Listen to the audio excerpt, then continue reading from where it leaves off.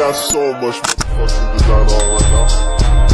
Every time, bring it back, make it come out, got 3 whole thoughts, I'm the guap with it. Bitches on my line, 80 Assalamualaikum warahmatullahi wabarakatuh. Kembali kepada saya Nur Hafizah. Nah, dalam video kali ini kita akan membahas tentang sudut pandang hadis dari yang ditinjau dari kuantitasnya. Nah, jadi untuk mengkelompokkan suatu hadis itu harus berdasarkan berbagai sudut pandang. Jadi salah satunya itu adalah berdasarkan kuantitas perawinya. Nah, jadi berdasarkan jumlah perawi itu, hadis tersebut kita akan mengetahui tingkatannya.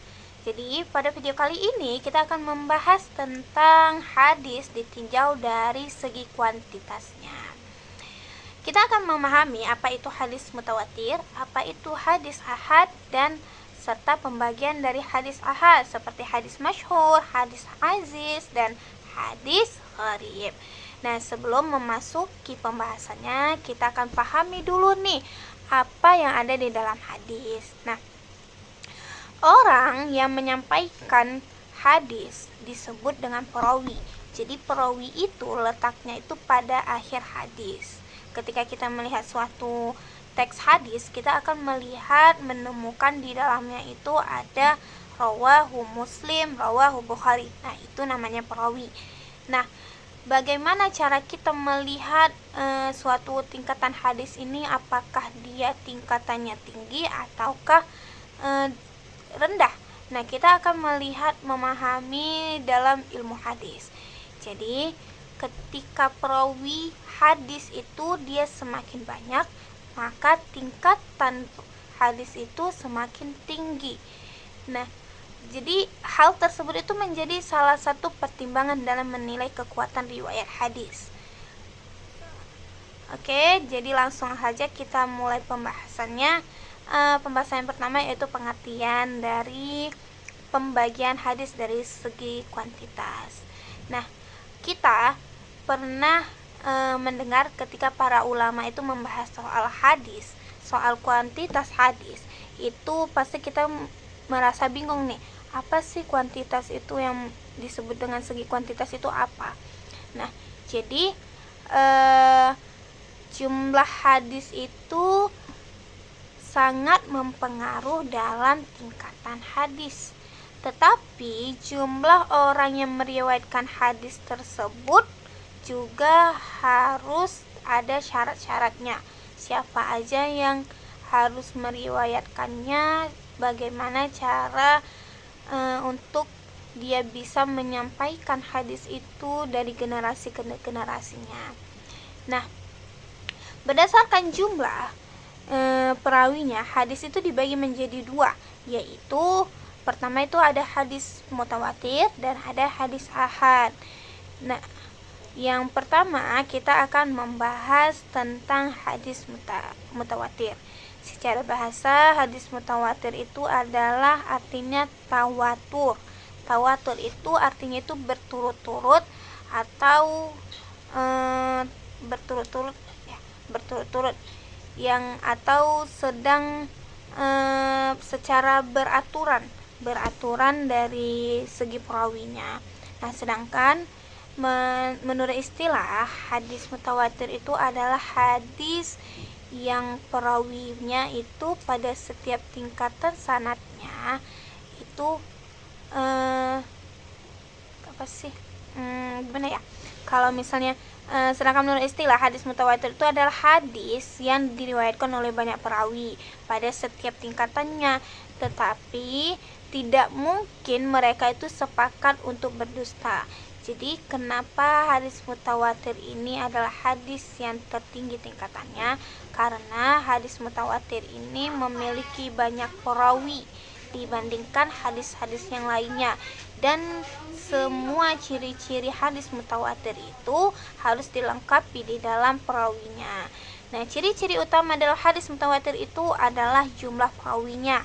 Jumlah perawinya itu yang sangat banyak sehingga itu menjadi satu nilai dalam kekuatan ketingkatan hadis tersebut.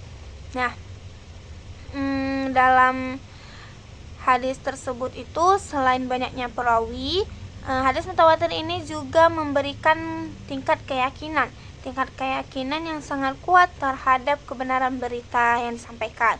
Contohnya yang sering disebut dalam pembahasan hadis mutawatir adalah hadis tentang kewajiban bertutur atas nama Nabi, yaitu larangan menyandarkan perkataan palsu kepada hadis-hadis Rasulullah SAW. Jadi hadis mutawatir ini memiliki kedudukan yang sangat tinggi di dalam ilmu hadis karena tingkat kepastiannya yang kuat, perawinya yang banyak. Bahkan hadis mutawatir ini juga harus seimbang antara tingkatan pertama, perawi dari tingkatan pertama, tingkatan kedua, dan tingkatan selanjutnya.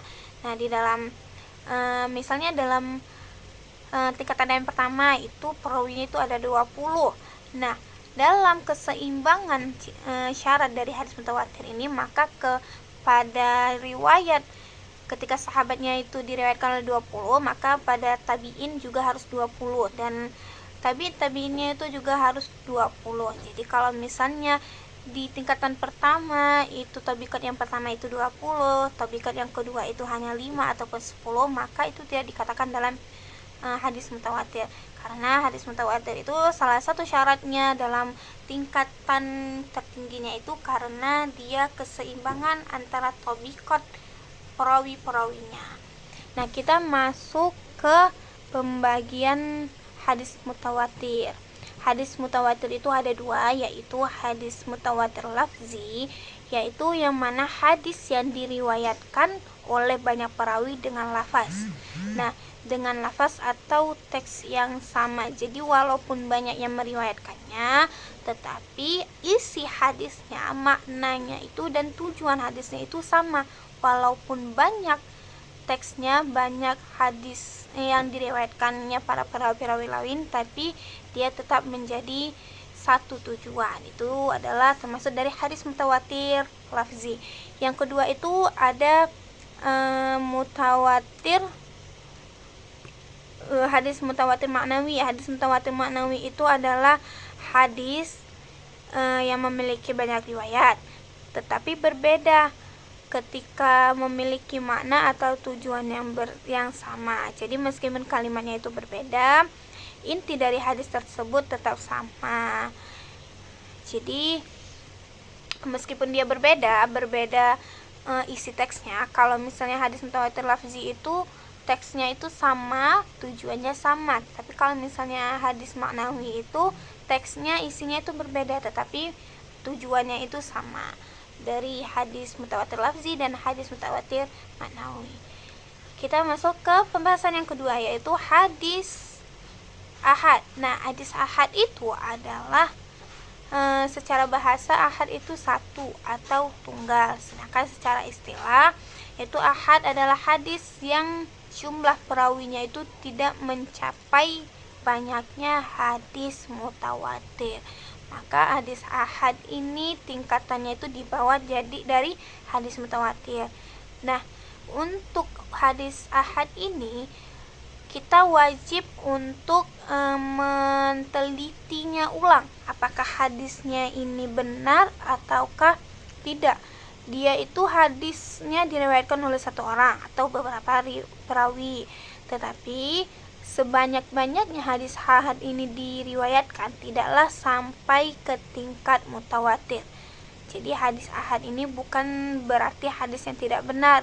Namun dalam penelitian hadis ahad ini harus tetap dikaji lebih lanjut, seperti melihat kualitas sanadnya, perawinya, dan isi hadis tersebut. Jadi hadis ahad ini dapat dibagikan lagi dalam beberapa.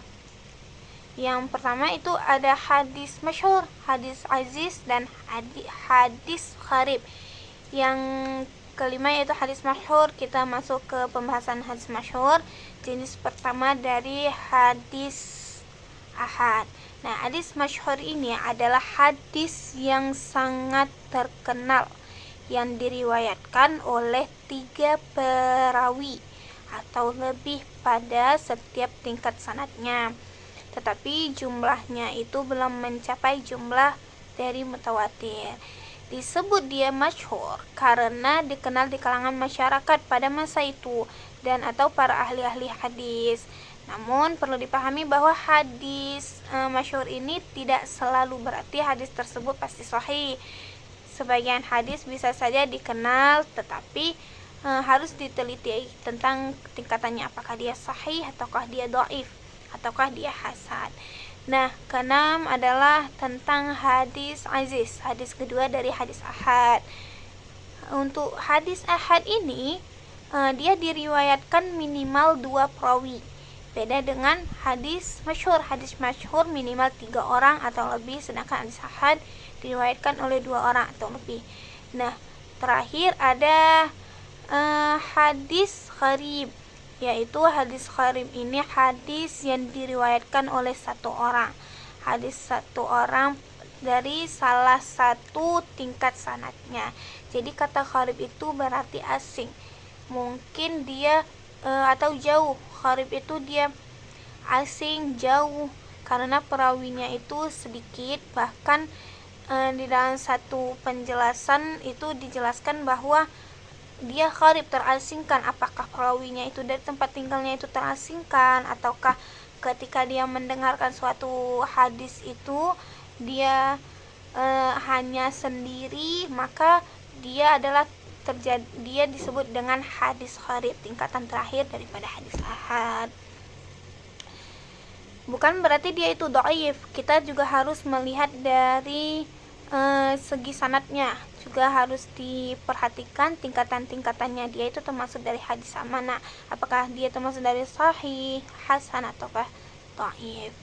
Nah, jadi kita sudah melihat dari perbedaan-perbedaan tentang hadis-hadis tersebut, yang mana itu hadis mutawatir dan mana hadis ahad, dan pembagian-pembagian dari hadis ahad. Nah, untuk pembahasan kali ini mungkin kita sudah mendapatkan perbedaan-perbedaannya ya. Jadi kita akan mengetahui jumlah-jumlah dari hadis-hadis tersebut. Jadi kita bisa lebih memahami bagaimana para ulama itu menentukan tentang menjaga keaslian hadis, bagaimana ulama itu menentukan tentang tingkatan-tingkatan hadis dari kuantitasnya. Baik, untuk video kali ini kita akan hanya membahas tentang itu aja. Kan kita bahas pembahasan-pembahasan yang lainnya di video selanjutnya. Terima kasih.